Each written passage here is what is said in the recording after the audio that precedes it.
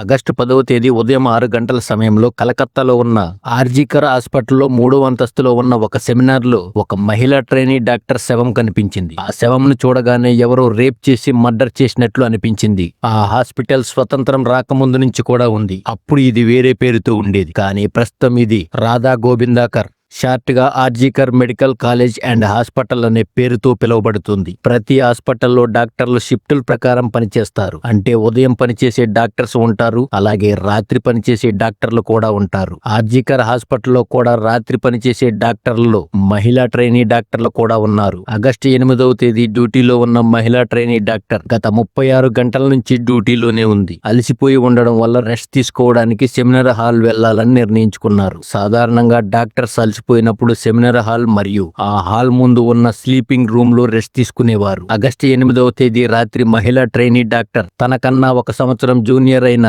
2 mail doctors తో కలిసి seminar హాల్లోకి వెళ్ళింది. ఆ రోజు ఒలింపిక్స్ లో జావెలిన్ త్రో యొక్క పోటీ నడుస్తుంది. ఇండియా మరియు పాకిస్తాన్ కు చెందిన క్రీడాకారులు పోటీ పడుతున్నారు. ఈ పోటీలను లైవ్ లో చూడడానికి 3 డాక్టర్లు సెమినార్ హాల్లోకి వెళ్లారు. మ్యాచ్ అయిపోయిన తర్వాత మహిళా డాక్టర్ సెమినార్ హాల్లోనే రెస్ట్ తీసుకుంటుంది. మిగతా 2 జూనియర్ డాక్టర్లు సెమినార్ హాల్ ముందు ఉన్న స్లీపింగ్ రూమ్ లో వెళ్లి పడుకున్నారు. ఈ సెమినార్ హాల్లో కూర్చోవడానికి కుర్చీలు ఉండేవి, అలాగే 2-3 బెడ్స్ కూడా ఉండేవి. కాసేపు రెస్ట్ తీసుకోవడానికి వెళ్లిన ట్రైనీ డాక్టర్ ఉదయం వరకు తిరిగి రాలేదు. ఉదయం 6 గంటల ప్రాంతంలో హాస్పిటల్ సిబ్బంది సెమినార్ హాల్లోకి వెళ్లినప్పుడు అక్కడ ఉన్న బెడ్ పై అర్ధనగ్నంగా ఉన్న ఒక బాడీని గమనించారు. దగ్గరకు వెళ్లి చూడగా ఆ బాడీ కళ్లల్లో నుంచి మరియు పెదాల నుంచి రక్తం కారుతుంది. బాడీ ఎవరిదని జాగ్రత్తగా చూసినప్పుడు అదే హాస్పిటల్ కు చెందిన ట్రైనీ డాక్టర్ దని తెలిసింది. ఆ దృశ్యం చూసిన హాస్పిటల్ సిబ్బంది సైతం షాక్ కి గురయ్యారు. డాక్టర్స్ వచ్చి ఆ ట్రైనీ డాక్టర్ పల్స్ చెక్ చేశారు. చనిపోయిందని నిర్ధారించారు. జరిగిన విషయాన్ని హాస్పిటల్ యొక్క ప్రిన్సిపల్ అయిన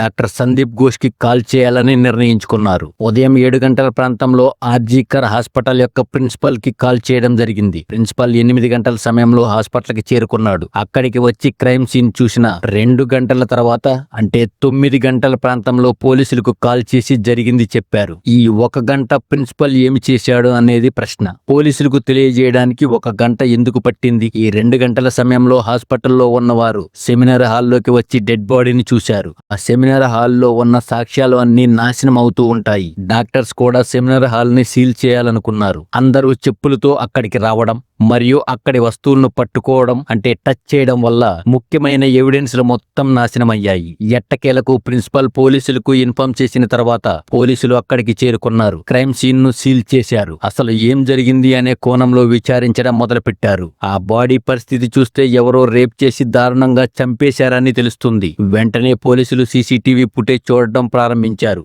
జూనియర్ డాక్టర్ సెమినార్ హాల్ లోపలికి వెళ్లిన తర్వాత ఎంతమంది ఆ హాలులో వెళ్లారో చూడటం ప్రారంభించారు. ఆ సమయంలో పోలీసులకు ఎదురైన సమస్య ఏంటంటే సెమినార్ హాల్ బయట కానీ లోపల కానీ సీసీటీవీ కెమెరాలు లేవు. ఆ సెమినార్ హాల్లోకి వెళ్లే దారిలో మాత్రమే ఉంది. మొత్తం సీసీటీవీ ఫుటేజ్ చూసిన పోలీసులకు అటువైపు వెళ్ళింది అందరూ హాస్పిటల్ కు చెందిన సిబ్బంది అని గమనించారు. కానీ ఒక్క వ్యక్తి మాత్రం హాస్పిటల్ సిబ్బందికి చెందిన వాడు కాదు. ఈ విషయాన్ని పోలీసులు గుర్తించారు. ఇతను రాత్రి 4 గంటల సమయంలో సెమినార్ హాల్ వైపు వెళ్లటం పోలీసులు గమనించారు. పోలీసులు ఆ వ్యక్తి గురించి అడగగా అతని పేరు సంజయ్ రామ్ అని తేలింది. ఇతను ఒక సివిక్ వాలంటీర్ మరియు పోలీసుల కోసం పనిచేస్తాడని తేలింది. సివిక్ వాలంటీర్ అంటే సులువుగా అర్థం కావాలంటే పోలీసులకు అవసరం వచ్చినప్పుడు వాళ్లకు సహాయం చేసే వాళ్ళనే సివిక్ వాలంటీర్ అంటారు. సంజయ్ రామ్ వాలంటీర్ కావడం వల్ల రాత్రి సమయంలో అక్కడ పేషెంట్స్ ని కలిసేవాడని తెలుస్తుంది. ఇక పోలీసులు అనుమానించడానికి బయట వారు ఎవ్వరూ లేరు. అదృష్టవశాత్తు క్రైమ్ సీన్ నుంచి పోలీసులకు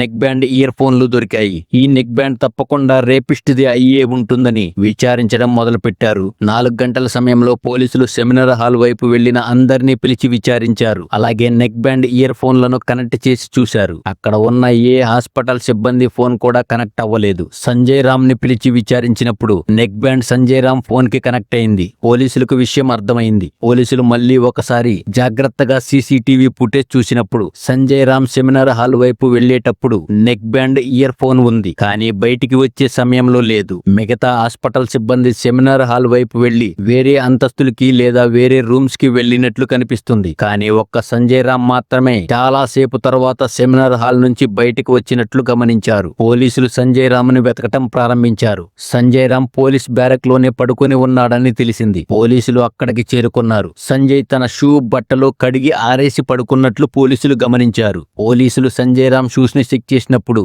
రక్తపు మరకలు కనిపించాయి. వెంటనే పోలీసులు సంజయ్ రామ్ ని అరెస్ట్ చేశారు. ఇంతకీ సంజయ్ రామ్ ఎవరు, ఎలాంటి వాడు, ఇతని స్టోరీ ఏంటి అనేది ఇప్పుడు చూద్దాం. సంజయ్ రామ్ పోలీసుల కోసం ఒక సివిల్ వాలంటీర్ గా పనిచేసేవాడు. పోలీసుల కోసం పనిచేస్తూ ఆర్జికర హాస్పిటల్లో బెడ్స్ దొరకకుండా సహాయం కోసం ఎదురు చూసే వాళ్ళకి డబ్బులు తీసుకుని హాస్పిటల్లో బెడ్స్ మరియు ట్రీట్మెంట్ ఇప్పించేవాడు. సంజయ్ ఒక మామూలు సివిక్ వాలంటీర్ అయినప్పటికీ తాను పోలీస్ డిపార్ట్మెంట్ కి చెందిన వ్యక్తినని చెప్పుకునేవాడు. రాత్రి సమయాల్లో కూడా పోలీసుల కోసం కేటాయించిన పోలింగ్ బ్యారిక్లలో పడుకునేవాడు. సివిక్ వాలంటీర్ కావడంతో పోలీసులు కూడా ఏమీ అనేవారు కాదు. ఆగస్టు 8వ తేదీ కూడా రాత్రి తాను అడ్మిట్ చేసిన పేషెంట్ ని చూడడానికి హాస్పిటల్ లోపలికి వెళ్లాడు. కాసేపు తర్వాత ఇంకొక సివిక్ వాలంటీర్ తో కలిసి హాస్పిటల్ బయటికి వచ్చాడు. ఇద్దరూ కలిసి హాస్పిటల్ కి దగ్గరలో ఉన్న ఒక రెడ్ లైట్ ఏరియాకి వెళ్లారు. సంజయ్ రామ్ బయటే ఉండగా రెండో సివిక్ వాలంటీర్ మాత్రం లోపలికి వెళ్లి వచ్చాడు. అక్కడ నుంచి ఇద్దరూ బయటికి వచ్చిన తర్వాత ఇంకొక రెడ్ లైట్ ఏరియాకి కూడా వెళ్లారు.